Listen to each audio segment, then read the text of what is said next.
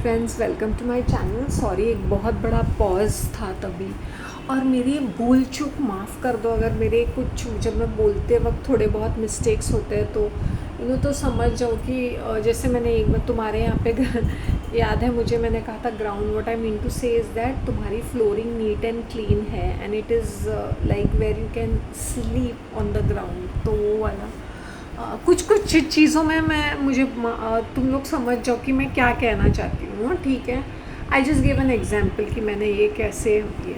अच्छा, तो मैं वो मन्नत वाली बात पूरी करना चाहती हूँ। See whenever you are having a very strong desire, okay, वो स्ट्रॉन्ग डिज़ायर जिस तुम प्रेयर करते हो, व्हेन यू आर, तुम प्रार्थना करते हो, मतलब मन्नत मांगते हो भगवान से एकदम श्रद्धा भक्ति के साथ। हाँ, एकदम श्रद्धा के साथ, श्रद्धा और भक्ति के साथ, और ये समझ के कि आपको देना है तो आप दे दोगे, नहीं देना है तो भी थैंक यू टाइप हो।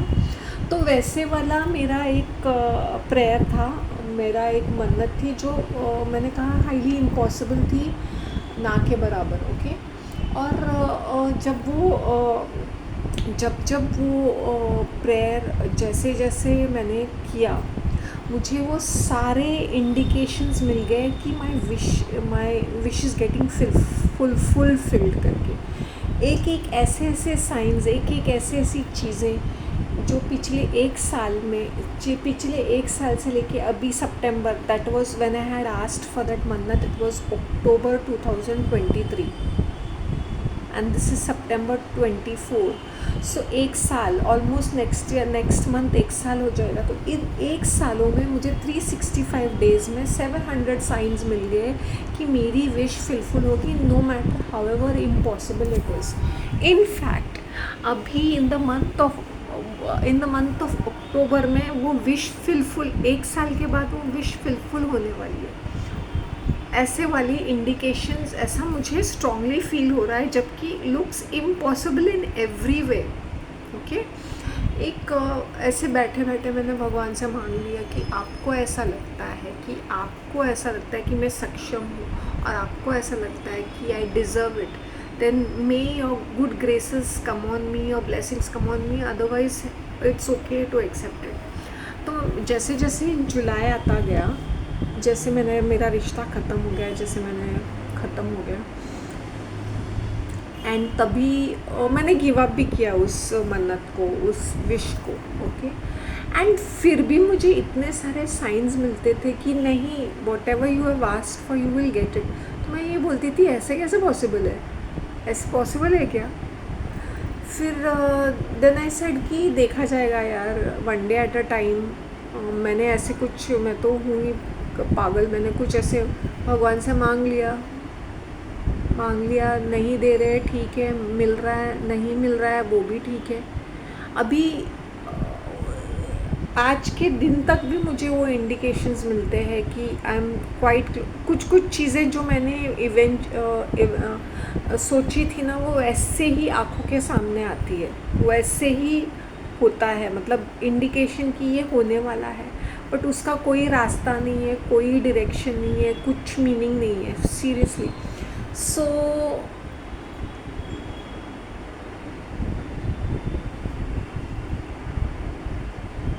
it's all about, it's like time will tell, right? अगर जिस दिन कुछ भी होता है, अगर ये मेरी सबसे बड़ी विश फुलफिल होती है, मैं ज़मीन में नहीं रहूँगी, आई डोंट नो। सो देखते हैं, और वो एक फीलिंग आ रही है कि वो अक्टूबर में वो आके फिर से कंप्लीट हो जाएगी, और मैं भगवान को पूछती हूँ पॉसिबल कैसे है, पॉसिबल है क्या, ऐसा है क्या, ऐसे चमत्कार है क्या? अगर चमत्कार है तो चमत्कार है। सो इतने सारे इंडिकेशंस और जब भी मैंने ये कहा था कि मुझे अगर ऐसा मिलता है तो मैं ये वाला इस तरह का रिचुअल रखूँगी करके। तो when you are asking something from God, उसमें वो एक श्रद्धा होनी चाहिए कि मिलता है तो ठीक है, वरना इट्स ओके। तो इसलिए मैं कभी भी ना वो स्टैंडर्ड प्रेस फॉलो नहीं करती हूँ, मैं श्राइन्स वगैरह में जाके वो मैं नहीं फॉलो करती हूँ सारे स्टैंडर्ड प्रेस, क्योंकि मुझे पता है कि मैं ये स्टैंडर्ड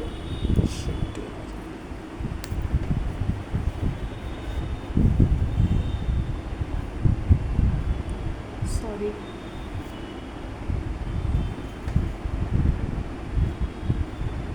हाँ, तो मैं कहाँ थी, या मैं थोड़ी सी डिस्ट्रैक्टेड हूँ।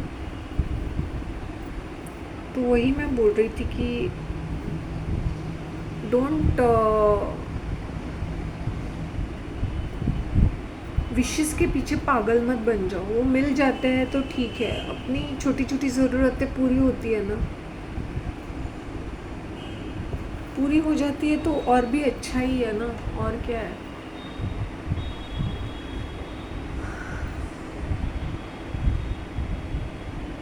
बस यही कहना था कि भगवान को कुछ भी इम्पॉसिबल नहीं है, कुछ भी इम्पॉसिबल नहीं है। अगर वो चाहते हैं तो तुम्हारी ज़िंदगी मिनटों में बदल जाएगी, मिनटों में चेंज हो जाएगी। बट फेथ होना चाहिए, बस फेथ। यू यू नो तुम इतने हल्के फुल्के बन जाते हो जब तुम स्पिरिचुअल पाथ में आ जाते हो ना, तुम्हारी ज़िंदगी अलग ही लेवल पे आ जाती है।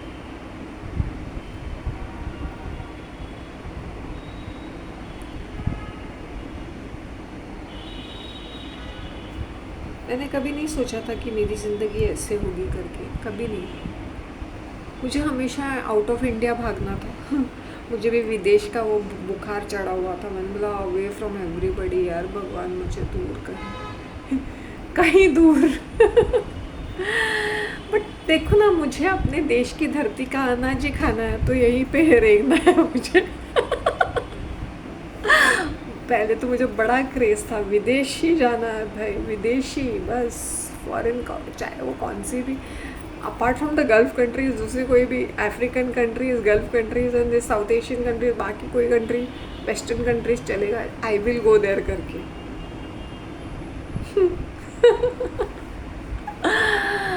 पेपर्स मैंने प्रोसेस भी करने लगे थे, then I gave up in between then. मैं सोच रही थी अगर मैं रियली पूरे प्रोसीजर को फॉलो करती तो मैं किसी और कंट्री में होती ना। अपना इंडिया इतना बुरा नहीं है यार। मुझे तो लगता है ना, I am really very happy and comfortable in my own country with धूल मिट्टी धूप, देसी खाना, इरिटेटिंग अनोइंग एनवायरमेंट्स। अपना तो फर्स्ट क्लास चल रहा है भाई, देसी।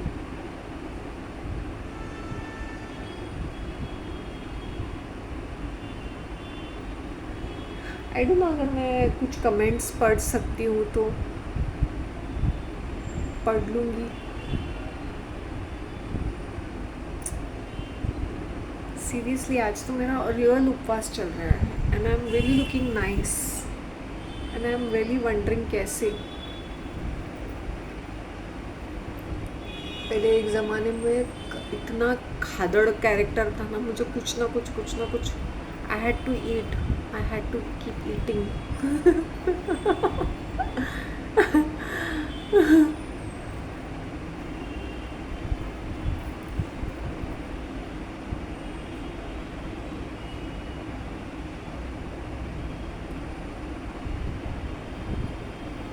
यू नो, काश मैं अपने चीज़ों को, मतलब जिसे बोलते हैं ना, ये जो टिप्स होते हैं ना, नीचे बैठ के खाना, या मुझे प्लेट में खड़े रह के खाने का बिल्कुल अच्छा नहीं लगता। फंक्शंस में एक तो ये डिनर बड़े लेट होते हैं, my body I become very uncomfortable, you know, my body can not accept food that late, really इतना late. Anything after 8 o'clock, anything 9:30 तो मुझे होता ही नहीं है, और वो प्लेट में खड़े रह के ऐसे ऐसे खाने को मन ही नहीं करता है। So I always look out for a place, first and foremost hand wash करके कहीं एक प्लेस मिल जाए, मैं बैठ के खा जाऊँ। मुझे कोई, मैं बिल्कुल भी बॉदर नहीं करती हूँ कि मुझे बाहर, मैंने बोला अंदर जगह नहीं है, बाहर कहीं बेंच पे जाके मैं बैठ के खाना खाऊंगी, लेकिन खड़े रह के बिल्कुल नहीं खाना खाऊंगी मैं। और इतना लेट तो मुझे जमता भी नहीं है, इसलिए मैं फंक्शंस में ना ऐसा लगता है मैं घर से कुछ स्नैक्स खा के जाऊँ कि by the time I get over there and get that dinner, या तो मैं निकल जाऊँगी या तो मैं ऐसे हो जाता है no, because I am not use to late dinners. क्योंकि मैं सपर करती हूँ, सपर इज़ अराउंड 5:36, और वो भी very very occasionally I have my supper, because sometimes as I said मुझे मेरा खाना मुझे फ्रिज में नहीं रखना है ना, may be little bit hungry, then I might, so that way. So it is a supper which is between 5:30 and between by 5:36 kind of a thing. 5:30 के और बीच में, like very, that is also very occasional. तो you can imagine, तुम ऐसे फिर वो मुझे समझ में नहीं आता कि लोग खड़े रह के खाना कैसे खाते हैं या चलते फिरते खाना कैसे खाते हैं। मुझे तो विदाउट हाथ धोए ना तो मैं मतलब पाप लगेगा मुझे, कहीं ना कहीं से पानी मांग कहीं से भी अरेंज करके मुझे हाथ धोना है, हाथ धो के खाने की आदत है। तो एज ए सेड कुछ कुछ चीज़ें होती हैं ना कल्चर में, वो बहुत ही सेंसिबल रहती है, राइट।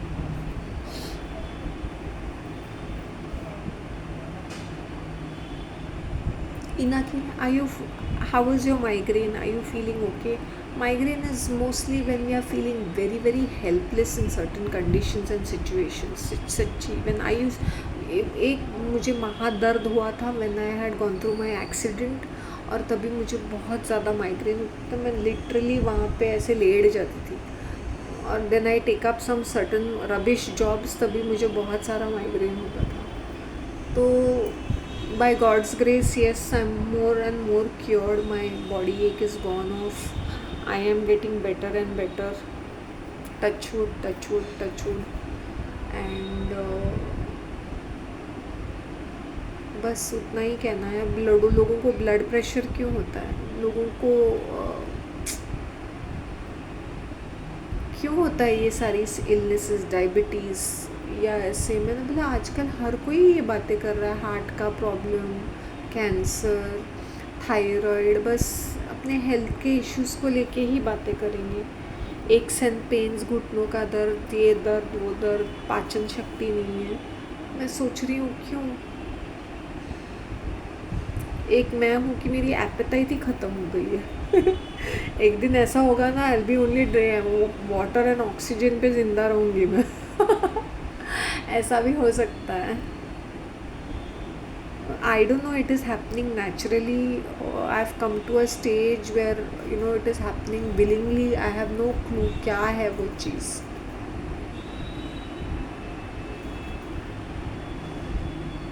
ये सारी चीज़ें नेचुरली आ जाती है। As I said my life was in perfect. अभी ये क्या हमें समझाएगी, ये हमें क्या अगर भाई ऐसा तुम्हें लगता है कि मेरे बोलने से तुम लोग को चुभता है तो तुम लोग मत देखो मेरा कंटेंट, मत ही देखो। तुम जाके कॉमेडी देखो, वाहियात फालतू के म्यूज़िक वीडियोस देखो, बिना सर पैर के ये घटिया सीरियल्स देखो जहाँ पे ये फालतू चीज़ें चलती है, मूवीज़ देखो, खुश रहो, मेरी तरफ से सारा आशीर्वाद है। बट यहाँ पे आके मुझे प्लीज़ रबिश कमेंट्स देख के अपने आप को हीरो या हीरोइन बनने की कोशिश बेकार है। It doesn't make a difference to me. मेरे बाय गॉड्स ग्रेस मेरा चैनल 4-5 साल हो रहा है, मस्त फर्स्ट क्लास चल रहा है, आराम से चल रहा है।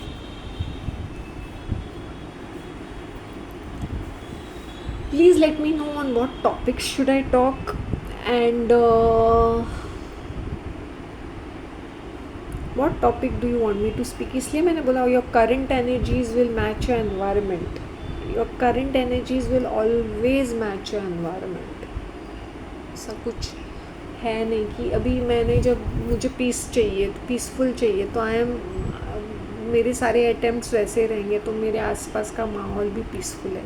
So understand your current energies will match your current situations. जैसा जैसा तुम सोचते हो या जैसे तुम्हारे नसीब या भाग्य का है वो तुम्हें मिल ही जाएगा।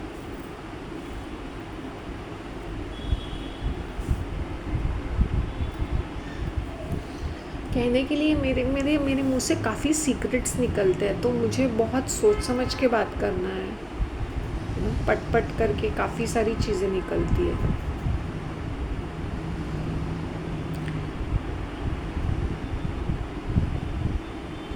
लोगों के दिल पे ठंडक मिल गई होगी।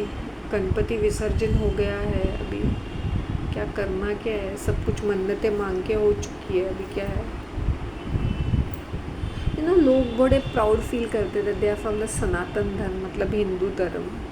अपने धर्म को लेके वो बहुत प्राउड फील करते हैं। मैंने बोला सी, ये जो शास्त्रों का ज्ञान था ना, 2 and 2 is 4, उन्होंने इसलिए लिखा था कि उनको जो नॉलेज थी पुराने ज़माने में उन्होंने लिखी थी, वो तुम दूसरे जाति के लोग फॉलो नहीं करते, या तो उनको समझ में नहीं आता होगा, या उनका कल्चर कुछ अलग होता है, अलग तरीके से उन लोग तौर तरीके से चलते हैं।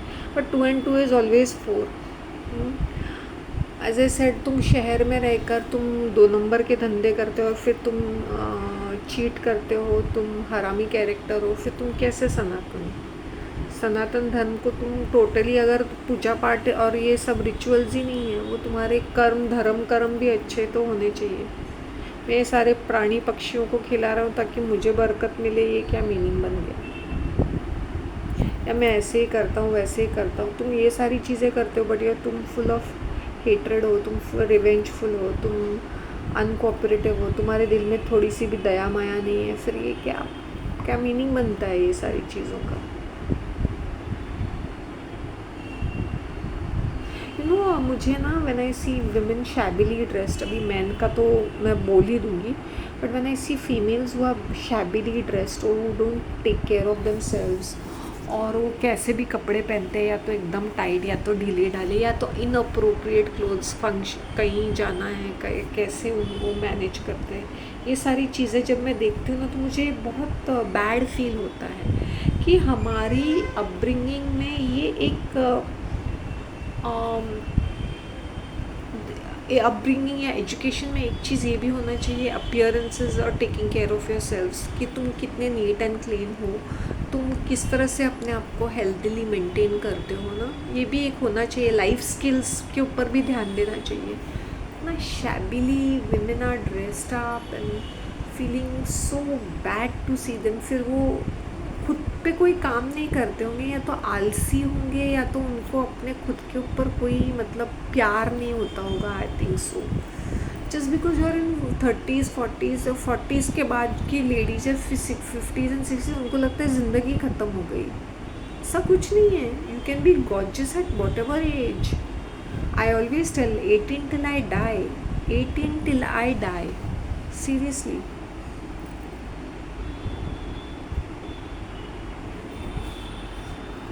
Isn't it?